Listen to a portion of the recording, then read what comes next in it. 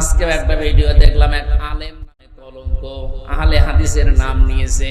এটা আহলে হাদিসের লোক না, এটা জালেম একটা। কি রফিকুল ইসলাম বিন কি জানো, হিমার ইবনে হিমার, হিমার ইবনে হিমার, এইরকম নাম। এই লোকটা বক্তব্য দিচ্ছে আবু সাইদ নামে, এ নাকি আত্মহত্যা করেছে, এ শহীদ হয়। কি করে মরলে শহীদ হবে আপনি বলেন তো দেখি।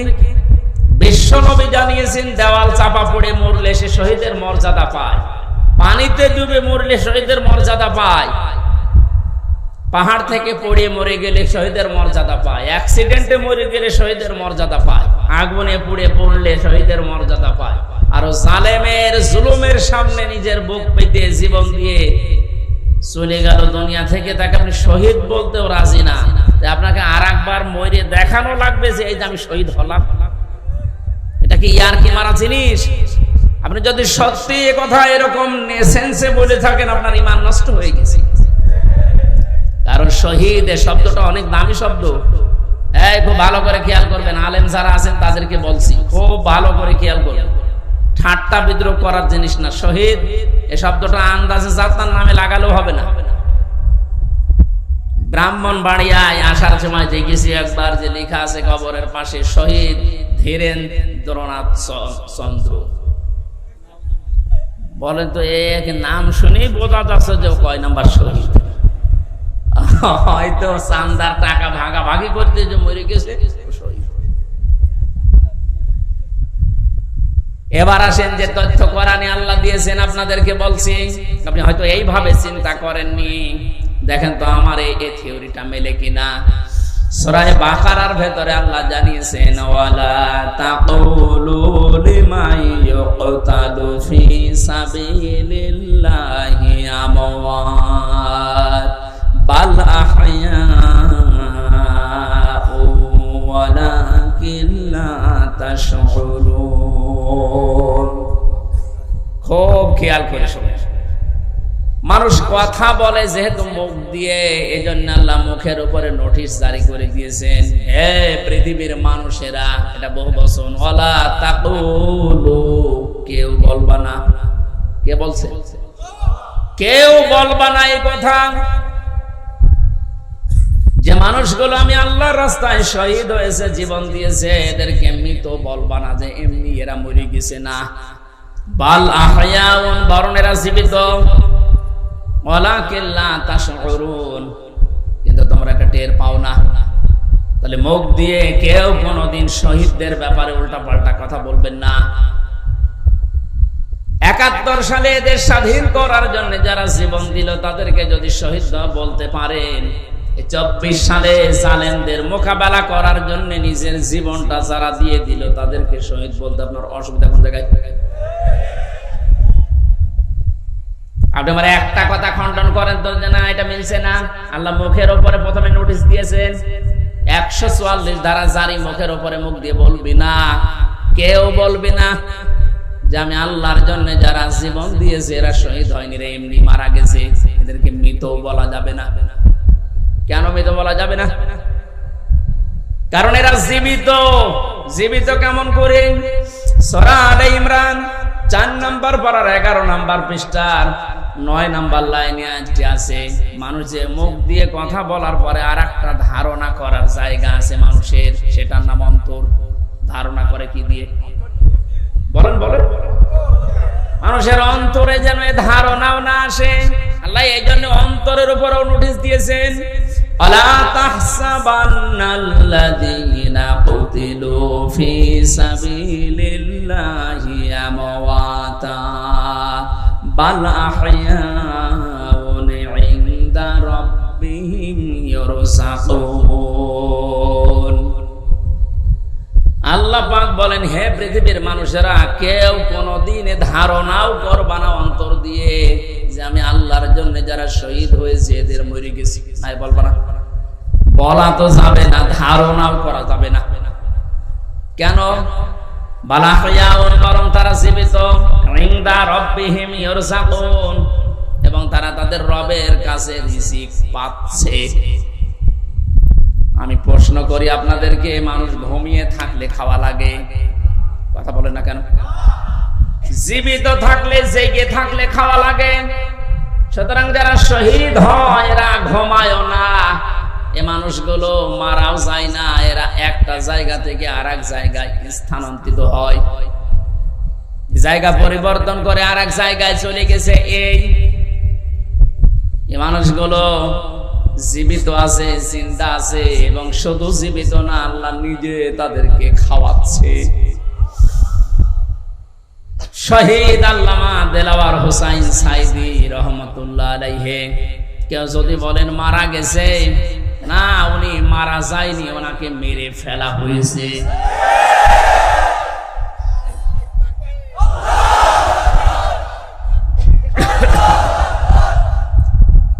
3টা বছরের ভেতরে আমার সাথে একদিন দেখা হয়েছিল জেলখানায়। উনি 1 নম্বরে, আমি 4 নম্বরে। বহু কথা ওই 10 মিনিটের ভেতর আমাকে শুনিয়েছিল। সব চাইতে আশ্চর্য, যেদিন ওনাকে হাসপাতালে নিয়ে আসার জন্য সই নিয়েছে, ওই দিন ওনাকে ধোঁকা দিয়ে বোকা বানিয়েছে জেলার আর সুপার, এখন যারা স্বীকার করছে। ওনাকে এটা জানিয়েছে যে আপনি মুক্ত হয়ে যাবেন। এদেশের নির্বাহী আদেশে যিনি দায়িত্বে আছেন ওই সময় ছিলেন, তিনি নির্বাহী আদেশ দিয়ে আপনাকে মুক্ত করে দেবে, আপনি মুক্ত বাতাসে আবার কোরআনের কথা বলতে পারবেন। এ কথা বলার পরে সই নিয়ে ওখান থেকে বের করে প্রথমে গাজীপুরে নিয়ে যায়, ওই জায়গা থেকে নিয়ে যায় মেডিকেলে। ওখানে যাবার পর গাড়ি থেকে নামার সময় যে হাসিটা দেখেছিলেন আপনারা, আমরা তো জানি না, পরের দিন শুনলাম মারা গেছে। এখন ভিডিওতে দেখতে পাচ্ছি যে হাসিটা উনি দিয়েছিলেন, ওনার বিশ্বাস ছিল আমি আবার মুক্ত জীবনে কোরআনের কথা বলতে পারবো। কিন্তু ষড়যন্ত্র করে উপরের নির্দেশে, বিশেষ করে ডাক্তার নামে কলঙ্ক, আল্লাহর পরে মানুষ যদি কাউকে বিশ্বাস করে থাকে সেটার নাম ডাক্তার। আর এই কোলাঙ্গার ডাক্তার মোস্তফা জামান, এখন আরো 2 জন আছে, এরা ভেতরে নিয়ে ইনজেকশন পুশ করে লোকটাকে দুনিয়া থেকে শহীদ করে দিবে। অনেক যদি অসুস্থ হবে, আপনি বাস্তবতায় টের পান না। কোন মানুষকে ওইভাবে অসুস্থ অবস্থায় হাসতে কোনদিন আপনি দেখেছেন? সুতরাং উনি মারা গিয়েছে কখনো না, আমি বিশ্বাসও করি না, কোনোদিন বলিও না। উনি শাহাদতের মর্যাদা পেয়েছেন, কারণ সারা জীবন ওনার মোনাজাত ছিল আল্লাহুম্মা ইন্নী আসআলুকা শাহাদাতান ফি সাবিলিক। হে আল্লাহ, আমার সাধারণ ভাবে মরণ দিও না, মরণ দিলে তুমি শাহাদতের মরণ দিও। বহু মানুষকে হাসপাতালে আমি এই জেলখানার গেট দিয়ে বের হয়ে যেতে দেখেছি, জেলের ভেতরেই হয়তো মারা গেছে, কিন্তু নিয়ে যে প্রচার করে যে উনি মারা গেছে চিকিৎসাধীন অবস্থায়, অথচ জেলের ভেতরে মরে যায় অনেকে। এই জন্য আমার প্রতিদিনের তাহাজ্জুদের নামাজের দোয়া এইটাই ছিল, আল্লাহ তুমি আমাকে এইভাবে সাধারণ মরণ দিও না। আল্লাহুম্মা ইন্নী আসআলুকা শাহাদাতান ফি সাবিলিক ওয়াজআল মাউতি ফি বালাদি রাসূলিক। হযরত ওমর এই দোয়া করতেন। এই প্রথম টোকা আমি মাঝে মাঝেই বলেছি, আল্লাহ তুমি যদি মরণ আমাকে দাও তে শাহাদতের মরণ দিও। কোরআনের পাখির সারা জীবনের মোনাজাত ছিল এইটা, আল্লাহ তুমি আমাকে শাহাদতের মরণ দিও। শাহাদতই পেয়েছেন, শাহাদত যারা বরণ করিয়েছে তাদের শাহাদত এখন বরণ করানো লাগবে না। এরা তো আর শাহাদত পাবে না, কারণ জালেমদের ভাগ্যে আল্লাহ শাহাদতে শব্দ দেয়নি। আল্লাহু লা ইয়াহদিল কওমাস সালিমিন। আল্লাহ পাক বলেন জালেমদেরকে আমি আল্লাহ হেদায়েত দেই না, পথ দেখাই না।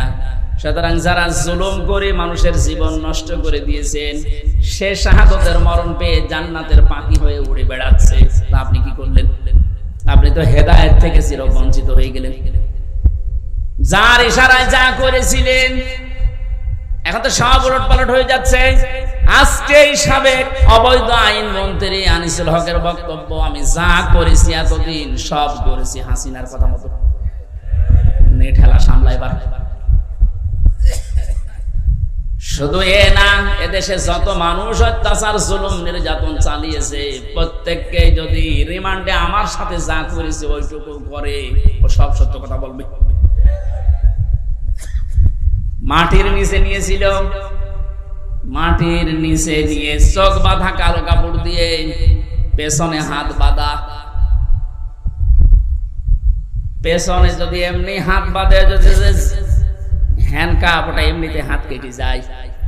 পেছনে হাত দিয়ে যদি উপরের দিকে টান টান করে রাখে 11 ঘন্টা, বলেন সত্য বলেন আর মিথ্যা বলেন, যা বলবে বাবা সব ঠিক আছে।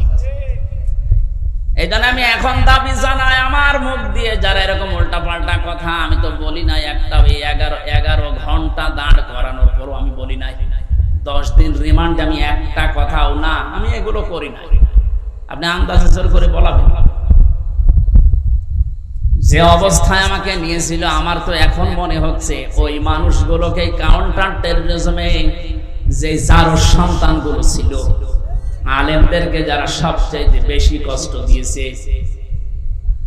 এই মনিরুল, এই হারুন, আসাদুজ্জামান, আব্দুল মান্নান, আতিকুর রহমান, নাম ধরে বলছে এগুলো মানুষ নামে কলঙ্ক। মানুষ হয়ে এত কষ্ট দিতে পারে আমি না দেখলে বিশ্বাস করতাম না। 10টা দিন গেছে আমার 10 বছরের মতো, ঘুম তো নেই। আন্দাজে কষ্ট আপনি কেন দিলেন? নিজেরাই মাঝে মাঝে বলা করতে, হুজুর কিছু জানি না, আমরাও জানি। টিপ্পনি কাটতো, একে অন্যের সাথে হাসি তামাশা করতো। আমার নামাজ পর্যন্ত 4 ওয়াক্ত পড়তেই দেয়নি, জোহর, আসর, মাগরিব আমি ইশারা করি, কারণ আমি জানি না এখন দিন না রাত। এখনো পর্যন্ত জালেমদের পক্ষে যারা ছাপায় গেছেন, আমাদের কি দোষ আপনি দিতে পারছেন না?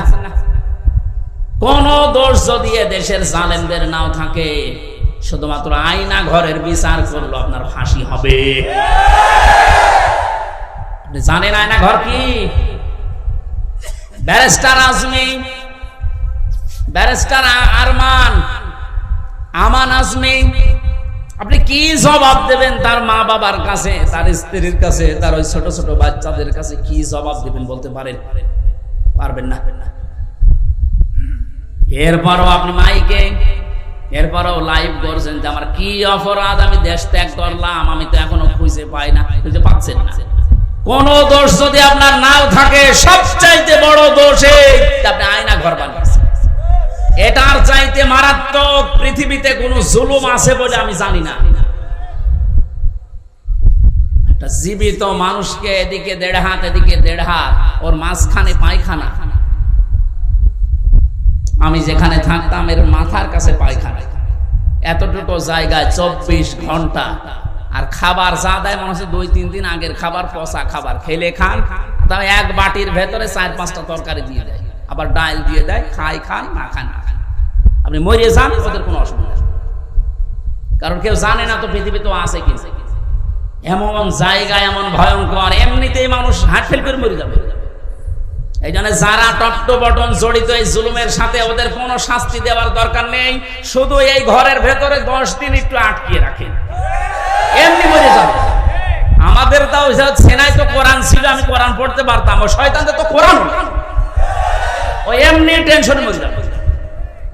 আর এখনো টের পাচ্ছে না যে আমি কি করেছি, এত যে আমার উপর জনগণ এত খেপলো, আপনি টের পাচ্ছেন? জালেমরা জাহান্নামে যাবে, তার 1 নাম্বার কারণ এরা আল্লাহর মামলার আসামি। এটা আমি বানালাম। সূরা শুরার 42 নাম্বার আয়াতে আল্লাহ জানিয়ে দিয়েছেন, ইন্নামাস সাবিলু আলাল্লাযিনা ইয়াজলিমুনান নাস।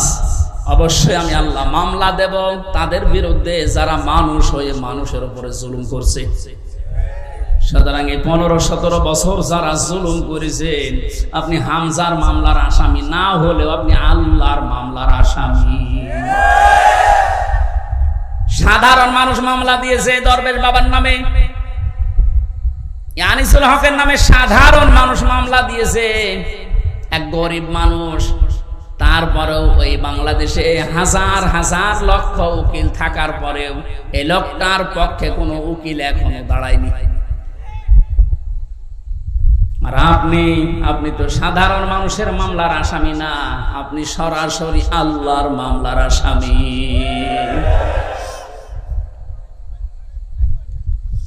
এজন্য আমাদের সাবধান হওয়া দরকার, এখান থেকে শিক্ষা নিতে হবে। আমরা যেন আবার আল্লাহর মামলার আসামি হয়ে না যাই।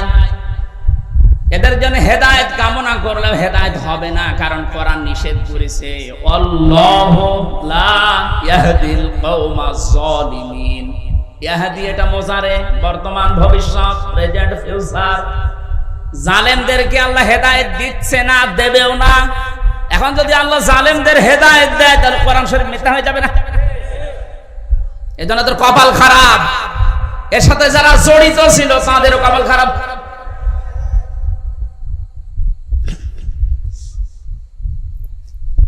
ফরিদপুরবাসী বড় ব্যথা নিয়ে কথা বলছি।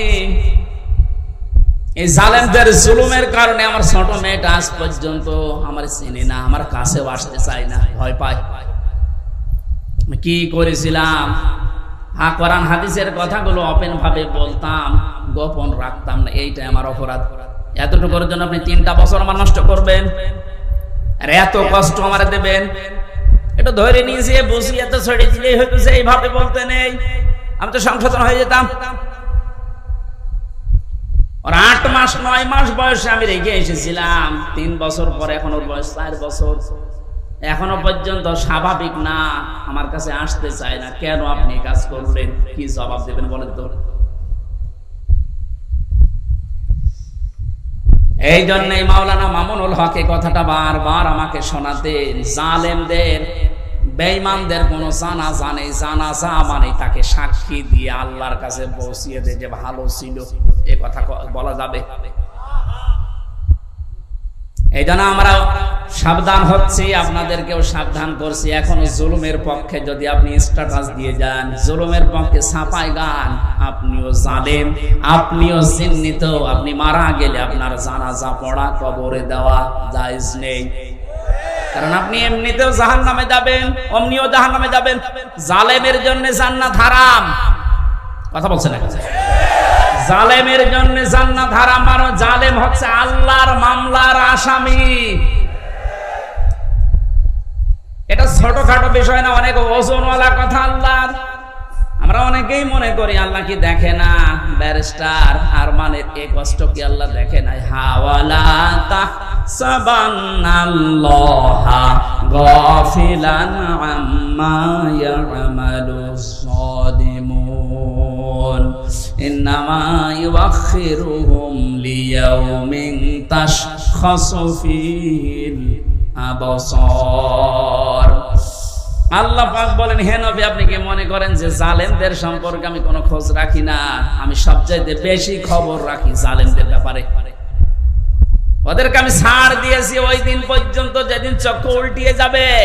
আজ ঠিক তাই হচ্ছে। জালেমদের সাথে দেশের মানুষেরা এমন আচরণ করেছে, অনেকেই চোখ উল্টিয়ে আটকে উঠছে। হলো কি? বিশেষ করে ঝিনাইদহের কিরণ চেয়ারম্যান, ওরে পিটিয়ে মেরে জালেমকে গাছের সাথে না ওই পিলারের সাথে টাঙিয়ে মরার পর পিটিয়েছে। দুনিয়া আটকে উঠেছে যে হচ্ছে কি?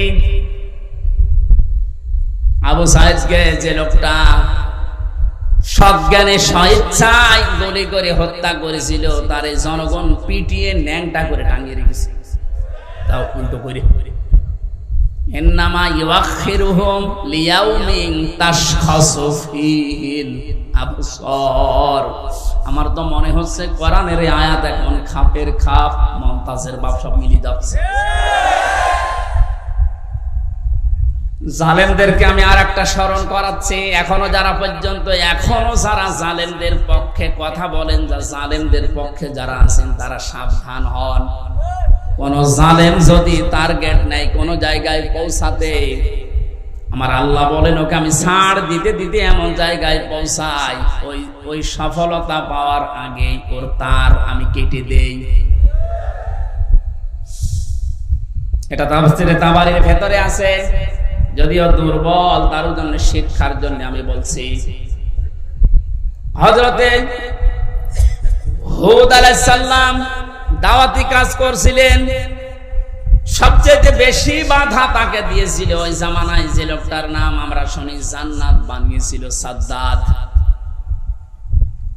যখন হযরতে হুদ আলাইহিস সালাম দাওয়াত নিয়ে গেলেন, যে জান্নাতের কথা জাহান্নামের কথা তাকে শোনালেন, আল্লাহর নাফরমান বান্দা ডাক দিয়ে বলে, তুমি আল্লাহর নবী দাবি করো, তোমার আল্লাহর জান্নাত আমার লাগবে না, আমি নিজে জান্নাত বানাবো, তুমি শুধু জান্নাতের আইটেম গুলো বলো যে কি কি পাওয়া যাবে।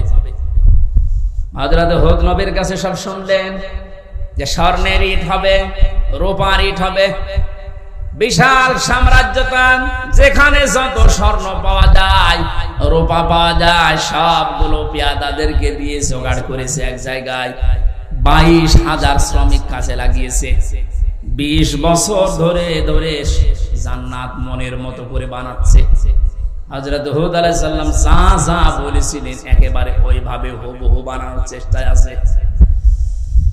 স্বর্ণের ইট তৈরি করার জন্য তো সোনা লাগবে, যেখানে যা পাওয়া যায় সব নিয়েছে। মুফাসসির লিখেছেন, আল্লাহর এক বান্দি বিধবা, বিয়ে হওয়ার পরে স্বামী মারা গেছে, মা বাবা নেই, এতিম। এই মেয়েটার স্বর্ণ ধরে যখন টান দিয়েছে, মেয়েটা তখন মাটিতে গড়াগড়ি দিয়ে কান্নাকাটি করেছিল, যে আল্লাহ, আমি একেবারে নিঃস্ব মানুষ, আমার স্বামী নেই, মা বাবা নেই, আমার শেষ সম্বলটুকু কেড়ে নিয়ে যে জালেম তার স্বপ্ন পূরণ করার জন্য ইচ্ছা পোষণ করেছে, তার এই স্বপ্নের জান্নাতে তুমি তাকে পৌঁছাতে দিও না।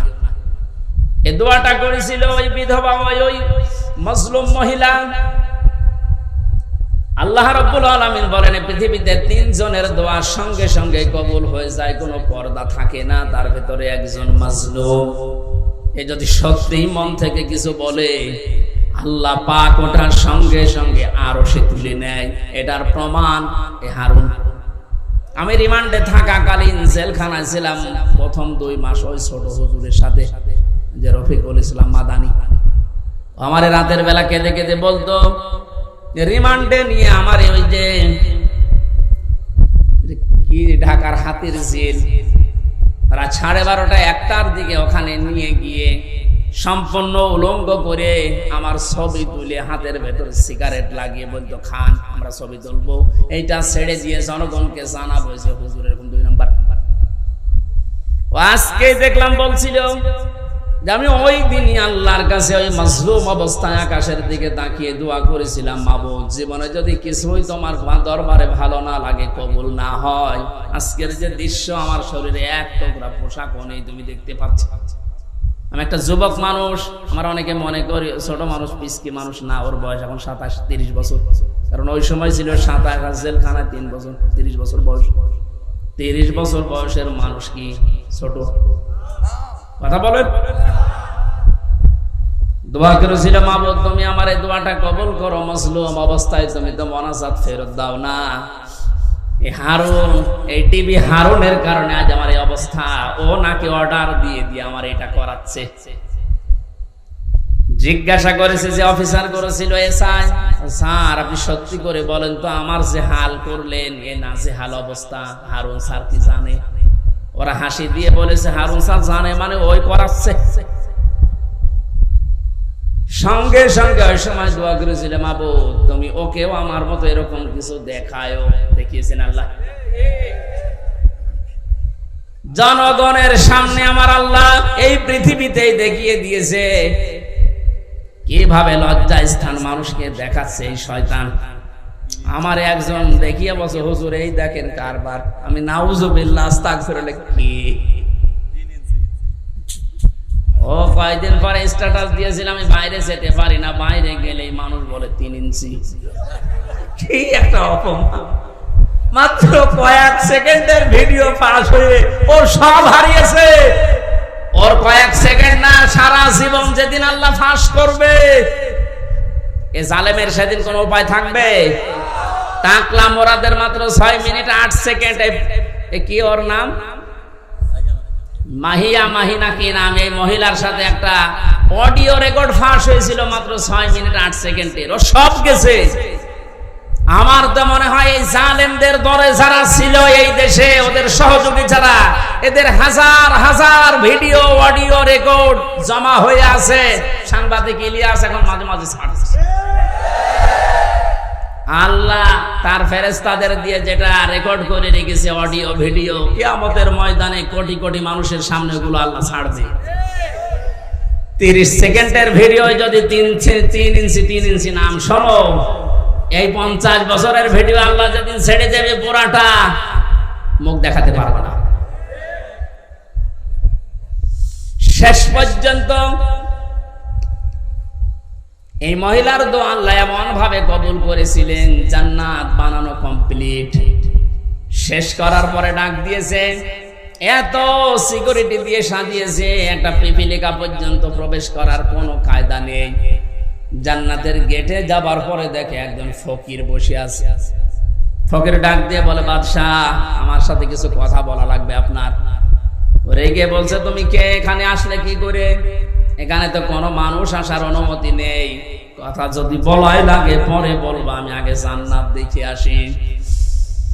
ফকির ডাক দিয়ে কানের কাছে মুখ নিয়ে বলছে, বাদশাহ আমি কিন্তু দুনিয়ার সাধারণ ফকির না, আমি আজরাইল। মাথাটা একটু কাত করো ঘোড়া থেকে, আমি কথাটা বলে চলে যাব। কানের কাছে মুখ নিয়ে বলছে, আমি এসেছি তোমার জান কবজ করার জন্য, রেডি হও। ওই সময় বলেছিল ফেরেশতা, একটু সময় দাও, আমি শুধু জান্নাতটা ঘুরি, এখানে আসার পরে আমার জানটা নিয়ে নিও। ফেরেশতা ওই সময় বলেছে, কখনোই না। ইদা জাআ আজালুহুম লা ইস্তাখিরুনা সাআতান ওয়া লা ইস্তাকদিমুন।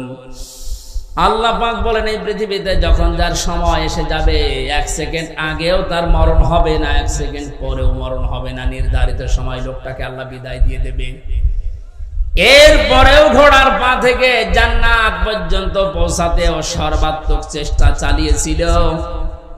আল্লাহর ফেরেশতা ঘোড়া থেকে পা জান্নাতের যে বানানো জান্নাত ওর চৌকাঠ পর্যন্ত স্পর্শ করার আগেই জান কবজ করে ফেলেছে।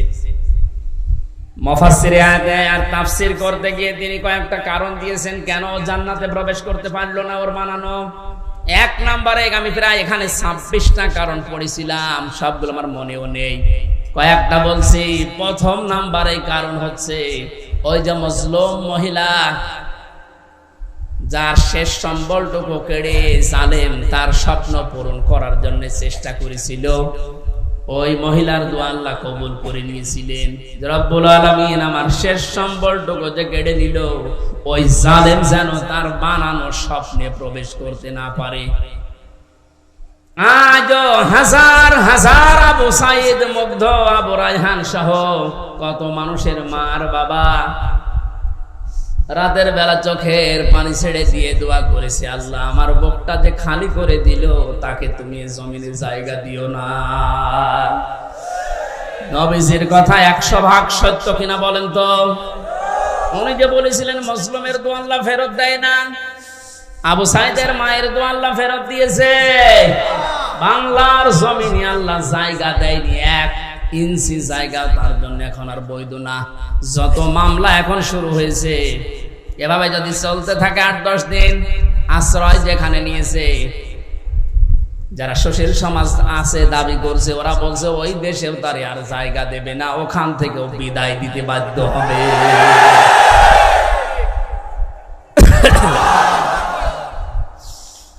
আমার ফরিদপুরবাসী জালেমদের জন্য সব জায়গা আল্লাহ অবৈধ ঘোষণা দিয়েছেন, জালেমদের কোনো জায়গা পৃথিবীতে নেই। কারণ সবচাইতে বেশি আল্লাহ খেয়াল করেন জালেমের জুলুমের দিকে। আল্লাহ এত বেশি রাগান্বিত হয়ে যায় জালেমের উপরে, না জানি ওকে 7 তবক আসমানের উপর থেকে ফেলে দিতে পারলে আল্লাহর ভালো লাগে। এই জন্য আমরা সাবধান হব, কোন জালেমের জানাজা কবরে দেওয়া এটা মেকি, এটা ভুয়া হবে। ওদের জন্য জানাজাও জায়েজ নেই, কবরে দেওয়াও জায়েজ নেই। আল্লাহ আমাদেরকে উল্টাপাল্টা কথা যারা বলি, ধারণা করি অনেক আলেম পর্যন্ত এখন বিভিন্ন জায়গা থেকে টাকা খেয়ে কথা বলছে আবু সাইদ মুগ্ধ, এরা শহীদ হয়নি। অথচ শহীদদের ব্যাপারে কথা বলা, মুখে অন্তরে ধারণা করাও নিষেধ। এ ঘোষণা কার? আপনারা বানানো মনে হচ্ছে? সূরা বাকারা, সূরা আলে ইমরানের আয়াত দিয়ে আমি দলিল দিয়েছি। মুখ দিয়েও বলবেন না কোনোদিন, অন্তরে ধারণাও করবেন না, কারণ এদের মর্যাদা এত বেশি আল্লাহর দরবারে, যাকে থেকে আল্লাহ শাহাদতের মরণ দেয় না। কত মানুষ চেষ্টা চালাচ্ছে, তারপরও মরতে পারে না। ওয়ালিয়ালামাল্লাহুল্লাযীনা আমানু ওয়া ইয়াত্তাখিযা মিনকুম শুহাদা আল্লাহু লা ইউহিব্বুজ জালিমিন। সূরা আলে ইমরানের 140 নম্বর আয়াতের শেষের দিকে আছে, আল্লাহ রাব্বুল আলামিন বলেন, আমি যার জীবন যৌবন পছন্দ করি, ভালোবাসি, এই মানুষকে আমি আল্লাহ শাহাদতের মরণ দিয়ে ধন্য করি। জোরে বলেন সুবহানাল্লাহ। শহীদ আবু সাইদ সাধারণ মনে হচ্ছে না, ওই ইসলামী আন্দোলনের একজন কর্মী ছিল। তাও একনিষ্ঠ কর্মী ছিল। এখন খোঁজ খবর নিয়ে যেটা দেখা যাচ্ছে, তার মানে জীবনে এমন কাজে আঞ্জাম দিয়েছে, রাতের বেলা তার তাহাজ্জুদের নামাজ, চোখের পানি আল্লাহর দরবারে মনে হয় মঞ্জুর হয়েছে। তার সাধারণ ভাবে মরণ দেয়নি, আল্লাহ শাহাদতের মরণ জালেমের সামনে আল্লাহ দিয়েছেন। আয়াতের শেষের কথা ছিল আল্লাহু লা ইউহিব্বুজ জালিমিন, আল্লাহ জালেমদেরকে ভালোবাসছেন না, বাসবেনও না। জোরে বলেন নাউজুবিল্লাহ। এখানে আহ্বান জানাচ্ছি, হাতে পায়ে ধরে বলছি, এখনো যারা জালেমদের পক্ষে আছেন, সাফাই গান, নিজের পায়ে নিজে কোড়াল মারবেন না, ফিরে আসেন। জালেমদের কোন জায়গা কিয়ামত পর্যন্ত এ জমিনে আর হবে না। আল্লাহ আমাদেরকে জালেমদের বিষয়গুলো বোঝার তৌফিক দিন। দরুদ পড়ছি নবীজির উপরে সাল্লাল্লাহু আলাইহি ওয়াসাল্লাম। কোরআনে কারীম থেকে আমরা দুইটা সূরা পড়েছি, সূরা আলাম নাশরাহ এবং সূরা নাসর। আমরা তাফসীর আকারে কথা বলবো, যেহেতু এখানে লেখা আছে। আপনারা আছেন তো?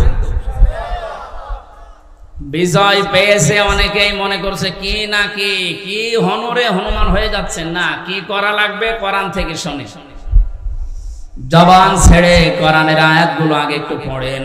আউযু বিল্লাহি মিনাশ শাইতানির রাজীম, বিসমিল্লাহির রহমানির রহিম। ইযা জাআ নাসরুল্লাহি ওয়াল ফাত ওয়া রাআইতান নাসা ইয়াদখুলুনা ফি দীনিল্লাহি আফওয়াজা ফাসাব্বিহ বিহামদি রাব্বিকা ওয়াস্তাগফির ইন্নাহু কানা তাওয়াবা। সাদাকাল্লাহুল আযীম। সূরা নাসর কি সূরা বলেন তো? কোরআনে 3 আয়াত বিশিষ্ট 3টা সূরা আছে, আসর, নাসর।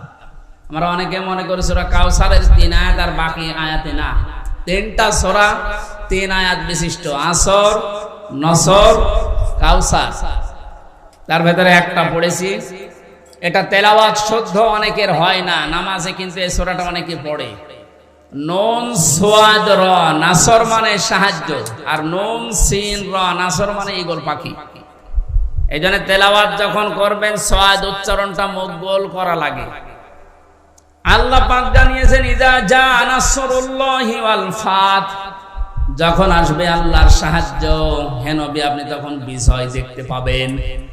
15 বছর বহু মজলুম দোয়া করেছে, জেলখানায় এখনো পর্যন্ত বহু মজলুম পড়ে আছে। বিশেষ করে মাওলানা জসিমউদ্দিন রহমানী সহ হাজারো আলেম এখনো পর্যন্ত জেলখানায় আছে। এই জালেমের জুলুমে জীবনটা তাদের শেষ হয়ে গেছে। কোরআনের এই অনুষ্ঠান থেকে এই মাজলুমদের মুক্তির দাবি করছি, বলেন আমিন। মজলুমের পক্ষে যেহেতু আমার আল্লাহ আছেন, ইব্রাহিম নবী মুসলিম থাকার কারণে যারা তার পক্ষে ছিল তাদেরই দাম আল্লাহ বাড়িয়ে দিয়েছিলেন। একটা ব্যাঙের প্রসাব পর্যন্ত আল্লাহ পাক বানিয়ে দিয়েছেন হযরত ইব্রাহিমের পক্ষে থাকার কারণে। আজ হাজার হাজার মুসলিম মানুষ, এই যে বিডিআর, আমি 900-র উপরে বিডিআর পেয়েছিলাম। আমার উপর তলায় যারা থাকতো অধিকাংশ বিডিআর মামলার কিচ্ছু জানে না, 14 বছর জেল খাটতেছে। বিশেষ করে মুন্সিগঞ্জের কয়েকজন আর পঞ্চগড়ের এক মুরব্বী, এত ভালো মানুষ আমার জীবনে জেলখানায় আমি পাইনি। ওরা কোরআন শরীফ মাথায় নিয়ে, হাতে নিয়ে, বুকে নিয়ে বলতো, হুজুর আমি কিচ্ছু জানি না, আর 1 বছর পরে রিটায়ার্ড হয়ে যাব, শান্তিতে আছি।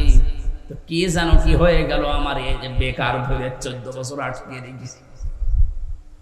এখন যিনি দায়িত্বে আছেন, স্বরাষ্ট্র উপদেষ্টার দায়িত্ব পেয়েছেন জাহাঙ্গীর আলম, এ লোকটা কিন্তু ওই বিষয়গুলো সব তার নখদর্পণে আছে। এবার জালেমরা টের পাবে।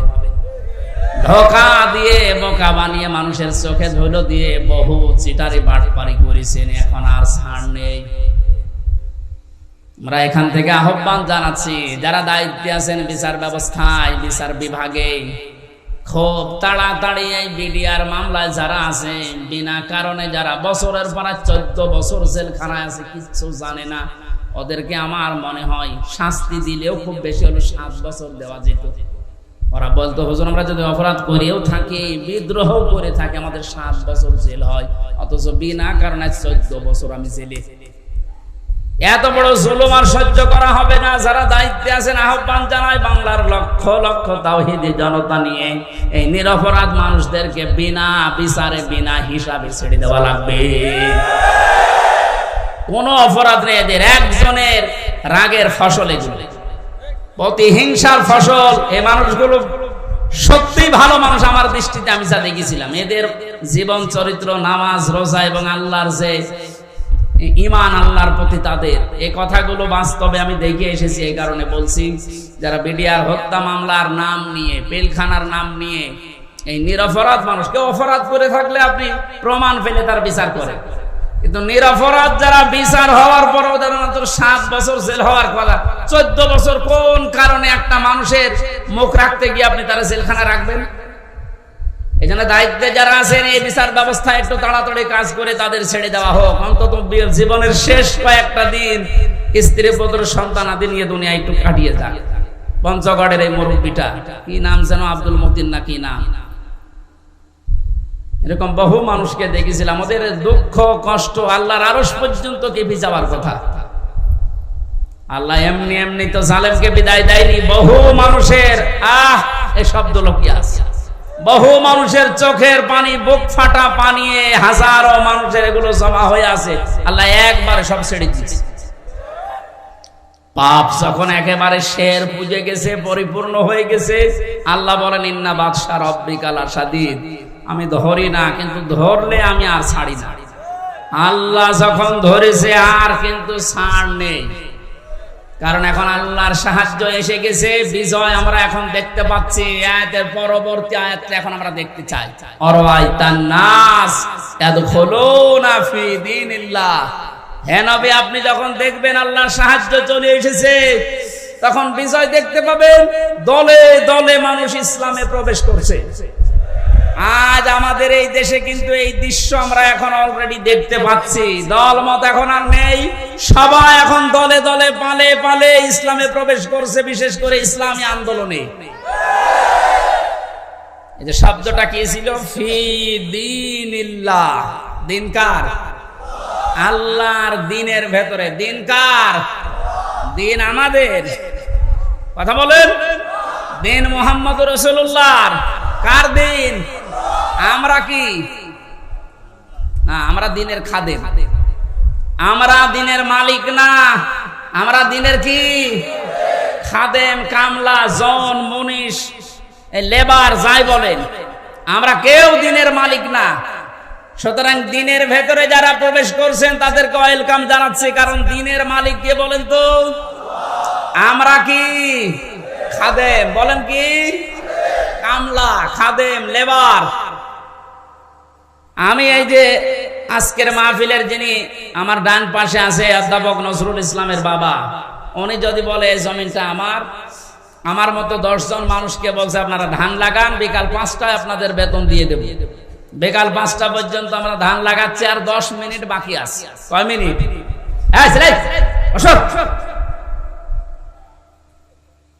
10 মিনিট পরে বিকালে আমাদের বেতন দিয়ে দেবে।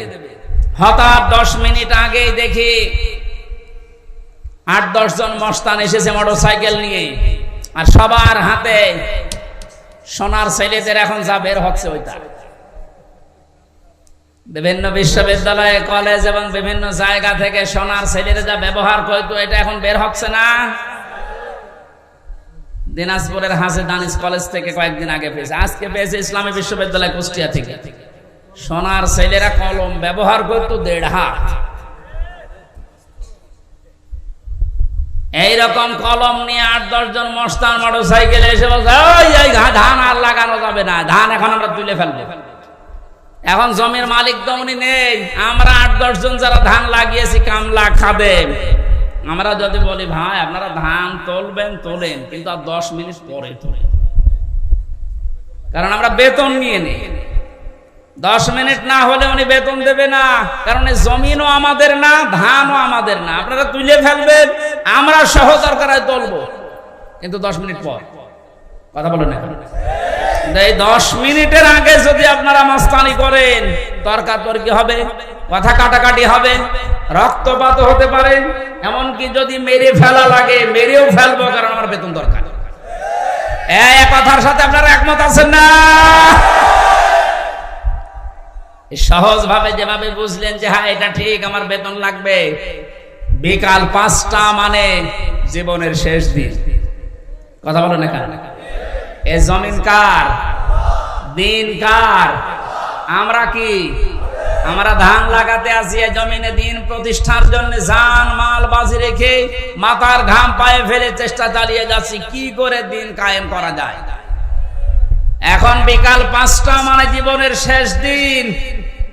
এদিন আসার আগে যদি কেউ বাধা দিতে আসে, তর্কাতর্কি হবে, কথা কাটাকাটি হবে, রক্তপাত হবে। এই 17 বছর যা হচ্ছে, এখনো যদি বাধা আসে, যদি মেরে ফেলা লাগে, মেরে ফেলতে আমাদের কোনো বাধা নেই, কারণ আমার বেতন দরকার, আর আমার বেতনের নাম জান্নাত।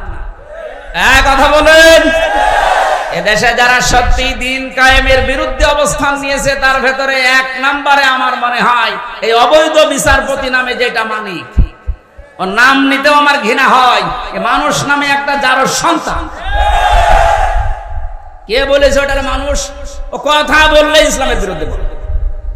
আর আমরা সূরা নূন কলমের ভেতরে জানি, যারা অবৈধ সন্তান পৃথিবীতে, যারা জারোর সন্তান, ওরা কথা বললেই কোরআনের বিরুদ্ধে কথা বলে।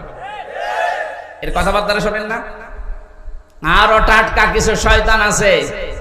আমরা কিন্তু বিকাল 5টা পর্যন্ত এই জমিনে ধান লাগাবো, বাধা দিতে আসলে কিন্তু এখন আর কথা কাটাকাটি না, তর্কাতর্কি না, রক্তপাত না, এখন বিদায় করে দেব।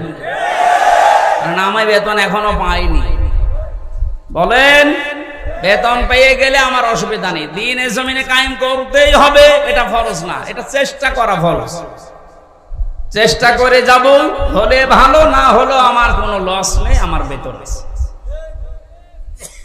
এখন এতক্ষণ তো কামলাদের কথা বললাম, লেবারের কথা। যিনি মালিক বসে আছে, উনি যদি এসে দেখে যা সব ধান তুলে ফেললো, উনি কিছু বলছে না, তার মানে উনি দুর্বল। এই কারণে মনে মনে চিন্তা করবেন, যিনি হয়তো এখন কিছু বলছে না, পেছনে ওনার কোন উদ্দেশ্য আছে। যেই দিন ধরবে গোপনে, বাপ বলার সময় দেবে না।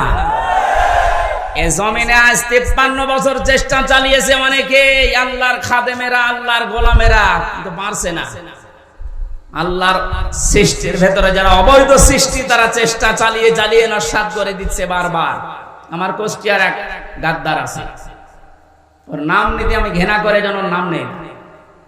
কথা বললে দেখবেন ইসলামী আন্দোলনের বিরুদ্ধে কথা বলে, কথা বললে একামতে দিনের যারা দায়িত্বে আছে এদের বিরুদ্ধে কথা বলে, কোনো কথা না। অথচ ও যদি আমার সাথে ভোটে দাঁড়ায়, মনে হয় 10 বার ফেল করবে। খয়রাতি নৌকা নিয়ে পাশ করেছিল কয়েকবার, ধরাকে সরা জ্ঞান করে, এখন ইন্দোরের গর্ত খুঁজে পাচ্ছে না। আমার মনে হয় যে অবস্থা কুষ্টিয়ার, ওরে যদি জনগণ পায় কুকুরের মতো পিটিয়ে মেরে ফেলবে।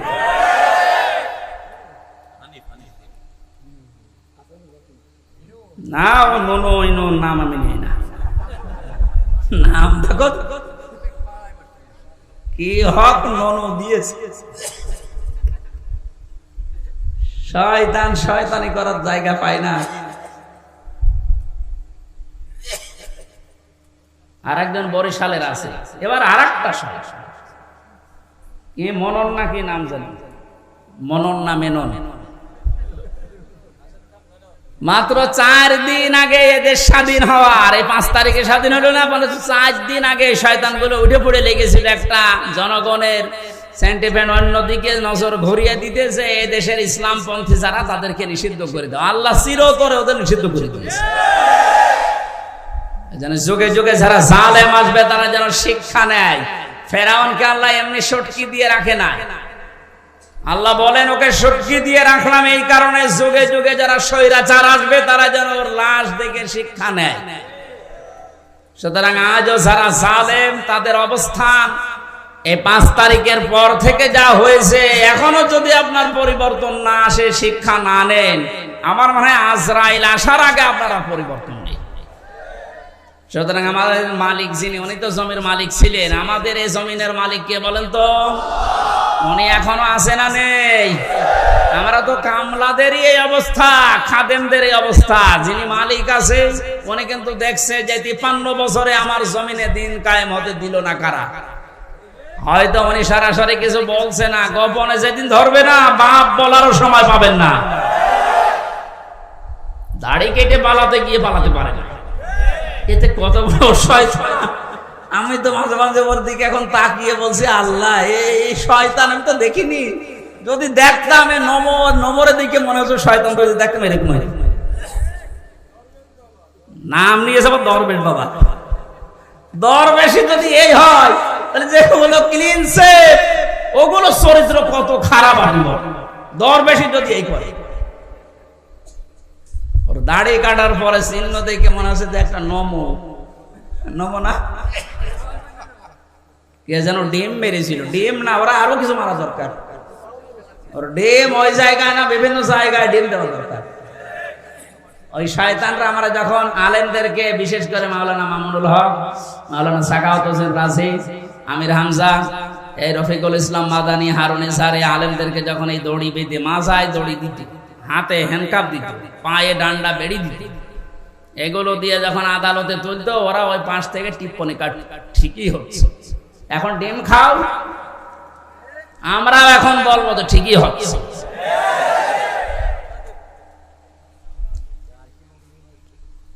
সুতরাং দিনের ভেতরে যেভাবে দলে দলে পালে পালে আজ মানুষ প্রবেশ করতে আরম্ভ করেছে, ইসলামী আন্দোলন এবং একামতি আন্দোলনের এই কর্মীদের ব্যবহারের কারণে আল্লাহ যেন এটা অব্যাহত রাখেন। আর আইতান নাস, হেনবে আপনি দেখতে পাবেন ইয়াদখুলুনা ফি দীনিল্লাহ, মানুষ প্রবেশ করছে। ইয়াদখুলুনাটা মুসারে, বর্তমান ভবিষ্যৎ, প্রেজেন্ট ফিউচার, এখন প্রবেশ করবে, দলে দলে সামনেও প্রবেশ করবে ইনশাআল্লাহ। এটা যদি প্রবেশ করে করে এই 20% এখন আছে ইসলামী সেন্টিমেন্টের মানুষ, এই 5 তারিখ থেকে আজকের এই দিন পর্যন্ত 35% অলরেডি হয়ে গেছে। যেদিন 51% হয়ে যাবে সেই দিন এই দেশে ইসলাম কায়েম, কেউ ঠেকাতে পারবে না। এটা শোনার পরে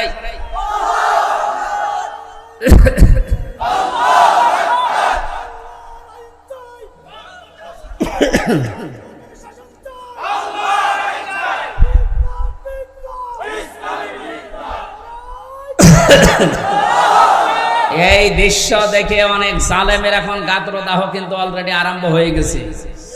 ওরা তলে তলে ষড়যন্ত্র করছে, না অন্য কেউ আসুক, ইসলাম যেন দেশে না আসে।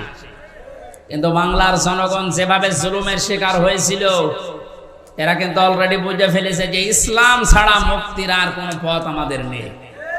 ইসলামের হাতে যদি দেশটা তুলে দেওয়া যায়, যার যে অধিকার, যে ধর্মের লোক হোক, তার অধিকার সে ফিরে পাবে। এক কথা বলেন না কেন? অতীতের ইতিহাসগুলো আমরা পড়েছি, দেখেছি, এইটাই পেয়েছি, এটা আমরা সামনেও দেখতে চাই। কারণ এই 53 বছর বিভিন্ন মানুষ এই দেশটা চালিয়েছে, আমরা দেখলাম। কথা বলেন না কেন?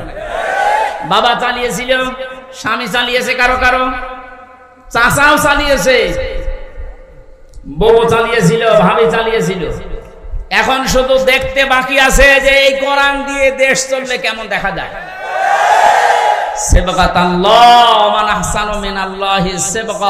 আল্লাহ বলেন আমি আল্লাহর চাইতে সুন্দর রং পৃথিবীতে কারণে, সুতরাং এই রং দিয়ে যদি দেশটা ইউনিয়ন পরিষদ থেকে সংসদ পর্যন্ত চলে, এটা একটা মিনি জান্নাত হয়ে যাবে। মুসাফির অবস্থায় আছি, মাজলুম অবস্থায় এখনো আছি, এখনো মাজলুম নেই, কারণ এই জেলা আমার জন্য নিষিদ্ধ ছিল, আল্লাহ ওপেন করে দিয়েছে, এখন আর মাজলুম নেই। যারা বাধা দিত ওই জালেমরা, এখন ওই শয়তানরা আমাদের কাছে অনুমতি নিয়ে কাজ করছে। কুষ্টিয়া সহ বাংলাদেশের 64 জেলাতে ইসলাম পন্থীদেরকে আজ যারা জালেমের সহযোগী ছিল তারা ডাক দিয়ে দিয়ে বলছে হুজুর কি করা লাগবে বলে। কেন 2 দিন আগে যে উল্টাপাল্টা কথা বলতে আল্লাহর ভুল ধরতো, এইটাও আমি পেয়েছি, অথচ মুসলমান। আমি কয়েকজনের নাম বললে বলতে পারতাম, আমার মামলা আছে আয়ু এই লোকটার বাড়ি মাদারীপুরে, আসলেই ও মাদারে। এই শয়তানটা আল্লাহর ভুল ধরতো, বলতো আল্লাহর এই কাজ করা ঠিক হয়, ওর ঈমান আছে, আর ও মরে গেলে ওর জানাজা কিসের, ওর কবরে কিসের, ওর পুড়িয়ে ফেলা লাগবে, ওর নাম মিজানুর রহমান, তাতে কি? নাম তো সুন্দর নাম নিয়েছে, অথচ কাজ পুরা উল্টা। আমি আমারটা বলছি কারণ আমারটা আমি ভালো জানি। আমারে ধরার পরে আমার বাবার কাছে বলে 10 লাখ টাকা দেন, নয়তো মামলা দেবো 50টা। মনে হচ্ছে মামলাও বানাবে। কি বিচার চলছিল দেখেন তো। আর প্রতিদিন টিভির সামনে শয়তান বসে বসে বলতো আমি একটা ন্যায় বিচার কায়েম করছি। কিসের ন্যায় বিচার? আমার একটা ঠুনকো মামলা, মানে মুরগি চুরিও না, মূল্য চুরিও না, মুরগি চুরি মুরগি চুরি করলো সর্বোচ্চ 3 মাস জেল হয়। কয় মাস? আর আমার এই ঠুনকো মামলা দিয়ে সিএমএম কোর্ট, জজ কোর্ট, হাইকোর্ট সহ 30 বার মামলা তোলে, 33 বার মামলা তোলে, না জামিন নেই, ওপরওয়ালার নিষেধ। মনে হচ্ছে যে আল্লাহ নিষেধ। হাইকোর্টের একটা বিচারপতি যদি বলে আমার কিচ্ছু করার নেই, তোর ওই চেয়ারে বসা চলছে, ভ্যান চালানো ভালো না, এরকম অবস্থায় বানিয়ে রেখেছিল প্রত্যেকটি জায়গায়, আর সব মুখ খুলছে। অবৈধ আইন মন্ত্রী যেমন পেছনে ডিম দেওয়ার কারণে মুখ খুলে ফেলিস যে আমি কিচ্ছু করি না, সব হাসিনা করতে বলিস, সব এর মুখ খুল। আয়না ঘরের যিনি দায়িত্ব ছিল এই শয়তানটা জিয়াউল হাসান, এর এখন ওই জায়গায় রাখা দরকার। ওর বউ, ছেলে, মেয়ে, স্ত্রী, পুত্র সব আলাদা রেখে, ব্যারিস্টার আরমানকে তো 8 বছর রেখেছিল, ওরা 8 দিন রেখে দেখেন এমনি পাগল হয়ে যাবে।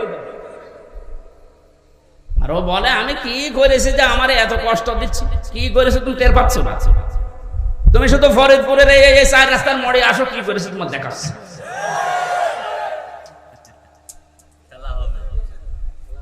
খেলা হবে, সে খেলা পালিয়েছে। এই কথাটা বলার কারণ হচ্ছে অনেকে এখনো ষড়যন্ত্র করবে, যে জানছে যে এভাবে 20% ইসলামী মানুষ ছিল এই দেশে, 96% যদিও মুসলমান, কিন্তু ইসলাম কায়েম করা লাগবে এরকম পক্ষে ছিল মাত্র 100 জনের 20 জন। এই 5 তারিখ থেকে আজকের এই দিন পর্যন্ত জরিপ বেরিয়েছে 35 জন হয়ে গেছে। যদি আর একটু এভাবে যেতে যেতে 51 ভাগ হয়ে যায়, এ দেশে ইসলাম কায়েম ঠেকাবে কার বাবার শক্তি আছে? এখন জালেমরা এই কথা, এই দৃশ্য দেখে বসে থাকবে? ওরাও চেষ্টা চালাচ্ছে, চেষ্টা চালিয়েও ব্যর্থ হচ্ছে বারবার। এখন আবার হিন্দুদের লাগিয়েছে, পারবে না, কোনো চেষ্টা সফল হবে না, কারণ এ দেশের বিজয় আল্লাহ। শুধু ছাত্রদের নাম বলছি, শুধু ছাত্রদের না, হাজার হাজার মজলুমের চোখের পানি এই বিদায়ের পেছনে লুকিয়ে আছে। আল্লাহ তুমি যেহেতু ঘোষণায় দিয়েছো যে ফি দীনিল্লাহি আফওয়াজা, দলে দলে মানুষ প্রবেশ করবে, তোমার সাহায্য যখন এসেছে, বিজয় যখন আমরা দেখতেই পেলাম, অন্তত দলে দলে তোমার বান্দাদেরকে ইসলামে তুমি প্রবেশ করাও। ফাসাব্বিহ বিহামদি রাব্বিকা ওয়াস্তাগফির। আল্লাহ বলেন এখন তোমাদের কাজ কি হবে? যখন দেখবে যে দলে দলে মানুষ প্রবেশ করছে, তখন কাজ হবে আল্লাহর হামদ করা, প্রশংসা করা। হামদ কি? আজ এই হামদ শব্দটা নিয়ে ভেজাল আছে। বাংলাদেশ, ভারত, পাকিস্তানের বিভিন্ন জায়গায় আল্লাহর হামদের নামে যত রকমের শিরক বেদাত হচ্ছে, এর নাম হামদ না। জিকির একটা প্রশংসা না? হামদ না? এই হামকে নিয়ে আজ হাজারো মানুষ শিরিক বেদাতের ভেতরে লিপ্ত হয়ে গেছে, এ জেলাতেও আছে। সুতরাং আপনাদেরকে আমরা আহ্বান জানাবো, আল্লাহর হামদ যেভাবে করা লাগে প্রশংসা ঠিক ওইভাবে করেন। আল্লাহর আইন প্রশংসা করা এটা আল্লাহর সবচাইতে বড় হামদ। কথা বলুন। এর ভেতরে 500 আইন আছে। কয়টা? এটা যদি এদেশে প্রতিষ্ঠিত হয়ে যায় আল্লাহর হামদ তখন কার্যকর হবে। আস্তাগফির, ইস্তেগফার করা লাগবে। ইস্তেগফার আর তাওবা এক জিনিস নয়। কেউ যদি সব সময় শুধু আস্তাগফিরুল্লাহ আস্তাগফিরুল্লাহ আস্তাগফিরুল্লাহ পড়তে পারে তাহলে তার টেনশন আল্লাহ নিজের থেকে দূর করে দেয়। এই আমলটা আমি সহ যারা এসেছি জারি রাখবো, সব সময় যেখানে থাকবেন সব সময় আস্তাগফিরুল্লাহ আস্তাগফিরুল্লাহ মনে মনে জোরে জোরে পড়ে। আর তাওবা এটা আলাদা জিনিস। তাওবা যদি সত্যিই কেউ করে, ওর পেছনের অপরাধ আল্লাহ শুধু মাফ করে না, পুরা জায়গাটা আল্লাহ ফাঁকা করে দিয়ে নেকি দিয়ে ভরাট করে দেয়। এই জন্য ইন্নাহু কানা তাওয়াবা, অবশ্যই আল্লাহ তাওবা কবুলকারী।